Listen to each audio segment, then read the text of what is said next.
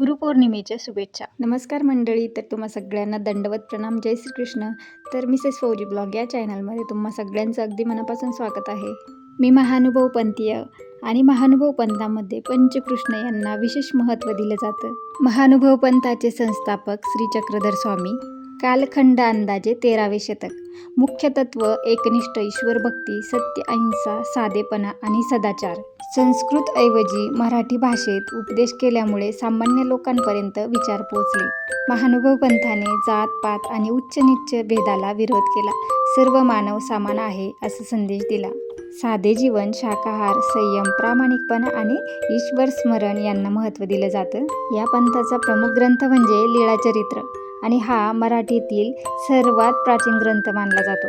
त्यात श्री चक्रधर स्वामींच्या जीवनातील लीळा व उपदेश सांगितले जातात. तर आम्ही आलेलो आहोत श्री क्षेत्र कनाशी या ठिकाणी, जिल्हा जळगाव, तालुका भडगाव. माझ्या गावाजवळून हे स्थान अगदी जवळ आहे. फौजी साहेब सुट्टीवर आले की आमचं येणं होतंच इथे. ही परमेश्वराची मूर्ती बघून ना सगळं दुःख आहे ना आपण इथं आल्यावर विसरून जातो. गुरुपौर्णिमेला इथे विशेष महत्त्व दिले जाते.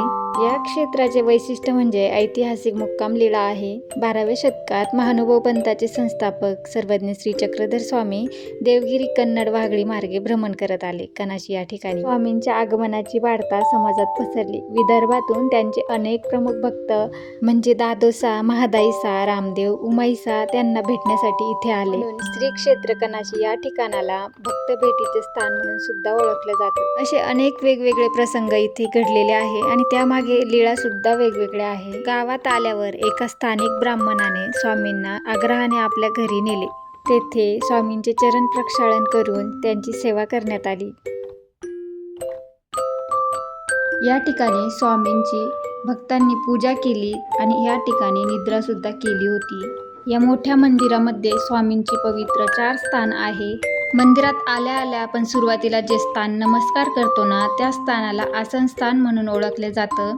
कारण स्वामी ब्राह्मणाच्या घरी आल्यावर सर्वप्रथम ज्या खाटेवर बसले होते ना, त्याच ठिकाणी ते आसन स्थान. महाद्वाराजवळ श्री प्रभूंच्या अंगाला तेल उटणे लावून अभ्यंगाची तयारी केली होती ना, ते स्थळ म्हणजे मादने स्थान. हे स्थानावर मी नमस्कार करते ना, हे स्थान म्हणजे मर्दने स्थान. आणि इथे स्वामींना पाण्याने स्नान घालण्यात आले म्हणून हे स्थान मर्दने स्थान म्हणून ओळखले जाते. स्वामींच्या चरण स्पर्शाने पावन झालेली काही प्रमुख स्थाने आहे. भाविकांचे मुख्य श्रद्धास्थान आहे. अशा अनेक लीळा स्वामींच्या आहे इथे. तर ब्राह्मणाने स्वामींची सेवा केली होती, त्यामुळे स्वामी प्रसन्न झाले होते. तर स्वामी ब्राह्मणाच्या सेवेला प्रसन्न झाले होते, त्यामुळे स्वामींनी विचारलं, भटो तुला काय हवंय ते माग. ब्राह्मण गरीब होता पण कमी शब्दामध्ये सगळं काही मागितलं होतं. ते म्हणजे मला घराच्या कोपऱ्यामध्ये सुनेच्या हाताने ताक भात हवंय असं मागितलं होतं. तर सांगायचा उद्देश इतकाच की देव प्रसन्न झाल्यानंतर देवाचं प्रेम मागावं. इथे कवीश्वर कुलाचार्य महंत खामनीकर बाबा यांचा मुख्य मठ आहे. या मठामध्ये महानुभव पंथाचे अवतार श्री गोविंद प्रभू महाराज यांचे पवित्र दहाड प्रसाद रूप म्हणून सुरक्षित ठेवण्यात आलेली आहेत, ज्यामुळे या स्थानाला दाढीचा विशेष म्हणूनही ओळखले जातं. गुरुपौर्णिमेला हा विशेष दाढीचा विशेष करण्यासाठी भक्तांची खूप गर्दी असते गुरुपौर्णिमेला. आणि गावाच्या सुरुवातीलाच हे एक स्थान आहे. या ठिकाणाला नांदणीचे स्थान म्हणून ओळखले जाते. या स्थानाच्या पण अनेक लीळा आहे.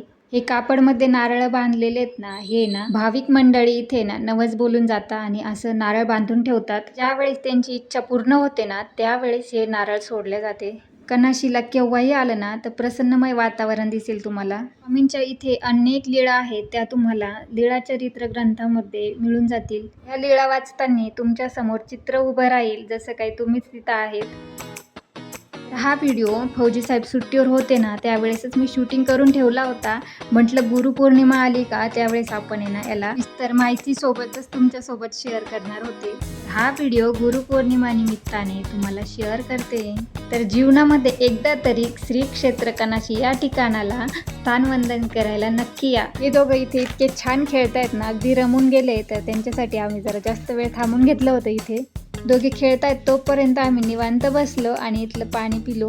तर पाणी सुद्धा खूप गोड आहे इथलं. या मंदिराच्या समोर आहे ना शेती आहे, त्यामुळे ना थंडगार वातावरण होतं. थोडा वेळ बसलो आणि त्यानंतर आम्ही निघालो, कारण शेतामध्ये यांना जायचं होतं.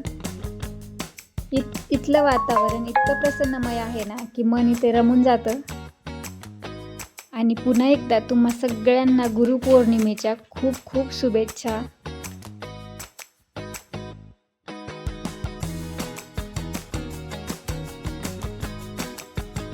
घरी जात असताना रसवंतीवर थांबलो आणि छान असा उसाचा रस सगळ्यांनी घेतला. आजचा व्हिडिओ मी इथे संपवते. प्लीज चॅनलला लाईक, सबस्क्राईब, कमेंट करायला विसरू नका. चलो बाय.